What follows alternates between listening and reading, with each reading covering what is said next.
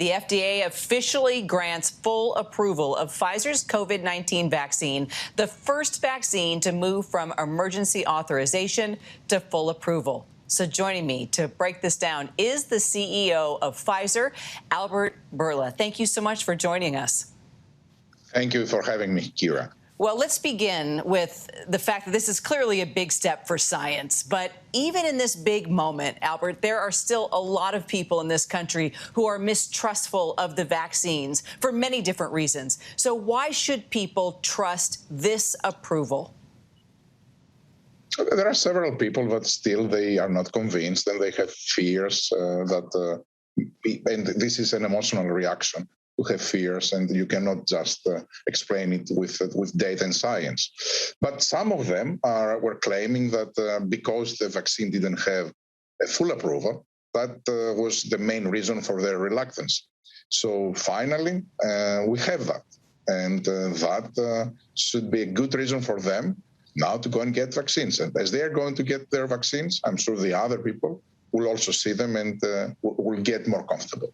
A bit of a domino effect. So, especially as a parent, I want to know, how soon will we see approval of the vaccine for kids under 12? We are working very intensively on that right now, and this is a very, very large study. So for kids between 5 and 11, I expect that our studies will be completed in September, by the end of the month. And then we will submit to the FDA, and then it's up to FDA to do the review and approve it. That soon? So you're sticking to September? Yes, we are sticking to September, and we know how important it is.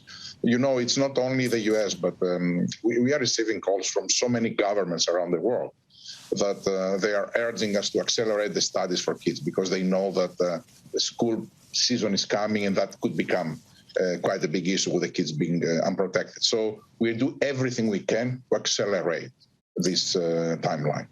So now that this vaccine has been fully approved, doctors are able to prescribe it off-label, as you know. The head of the FDA has actually said they wouldn't recommend that for kids under 12 because the normal dosage may not be appropriate. So what are your thoughts on that, both for kids under 12 and for booster shots? I think that it is not for me to speak about off-label use. Actually, there are very strict rules that they are not allowing pharmaceutical companies to discuss publicly off-label usage.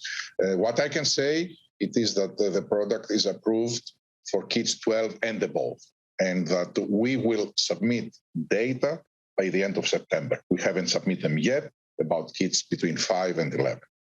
Okay. Well, as for booster shots, then, what do you think? Will this be 3 and done, or will this be a yearly shot, like what we do with the flu shot?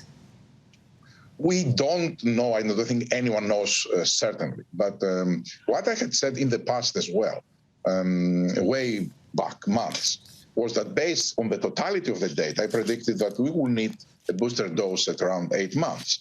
And then after that, likely will be an annual revaccination. For certain reasons that we can discuss, I came to this conclusion. I still believe this is a likely scenario. I don't say this is a certainty, but this is a likely scenario. All right, well, what about people who received the J&J vaccine? Should they be looking to Pfizer for a booster shot now? Is it safe to mix and match these shots? Again, this is not for me to speak about something like that. The regulators and CDC are the ones that should make recommendations. I know that there have been studies that really try to understand this situation. They work, but this doesn't mean that in the U.S. We have either approval or recommendation to do so. Okay, because we are following what is happening overseas, so we'll continue to follow if the decision is made here in the States. It's happening in many countries. It is true that in many countries, the authorities over there, the CDC equivalent, they have recommended boosters on AstraZeneca or J&J. Got it. Now, with mRNA vaccines like us. What about the reports of myocarditis? How are you going to continue to monitor this side effect?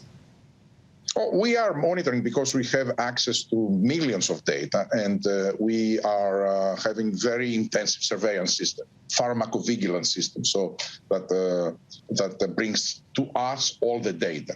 As I said, so far, this is a very, very rare event that is happening a few in a million of people. So it's really very rare. The Pfizer vaccine is more than 90% effective against infection from the original coronavirus. We've talked a lot about that. But recent studies found that the effectiveness starts to wane over time, possibly due to the Delta variant. So, Albert, do you agree with concerns that if a new variant comes along, that the Pfizer vaccine could become ineffective? And if so, how are you planning for future variants? Thank you, Kira. It's a very good question, and we have established, particularly through our partnership, the research partnership with Israeli Minister of Health, a very good surveillance system. In Israel, they have used our vaccine, and they have 10 million people approximately, and they have electronic medical records. So they have a very accurate medical history for every citizen of Israel. And we did see that there was a reduction in the infections, not that much in hospitalization at that time.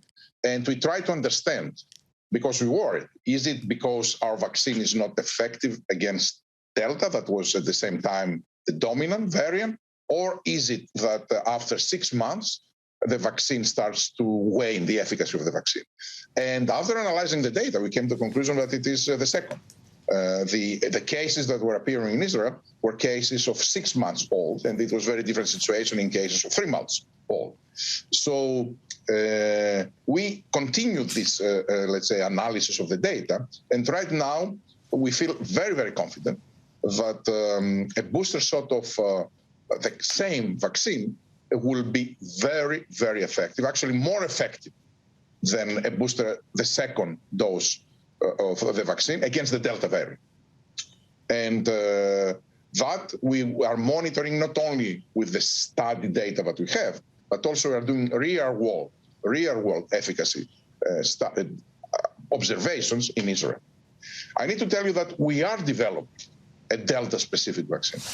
We are developing a Delta-specific vaccine because this is something very important. I cannot take a chance with global health and just, based on my certainty, not have something ready in case we need it. I am almost certain that we will not need it. But as I said, I couldn't take the chance. If we don't need it, which is what I am predicting, we will put it on the shelves. And we will continue with boosters of the same vaccine. If, in any case, I'm wrong, we will have a vaccine against Delta, which is specific. And if we do need the Delta-specific vaccine, how soon would that become available? Very soon, because we are working, as I said, like if we need it. I know that we don't, but we are doing all the studies, all the manufacturing work, so we will be able to have it. Our policy is that every time that a variant appears, our scientists are getting their hands around it, and they characterize it as a variant of concern or not. Variant of concern means something that may escape the immune protection of our vaccine. For those, we are having a plan that within 100 days, actually 95 days, we will be able to have a new vaccine made. So this is where the efficiency that we have achieved right now. We started already the work done. So I think we will have it by the end of October, November, if it's needed. But I don't think it will be needed, I repeat again. Okay. From your mouth to God's ears. Pfizer CEO Albert Bourla, appreciate your time today. Thank you, Kira. Thank you very much. Hi, everyone. George Stephanopoulos here. Thanks for checking out the ABC News YouTube channel. If you'd like to get more videos, show highlights, and watch live event coverage, click on the right over here to subscribe to our channel. And don't forget to download the ABC News app for breaking news alerts. Thanks for watching.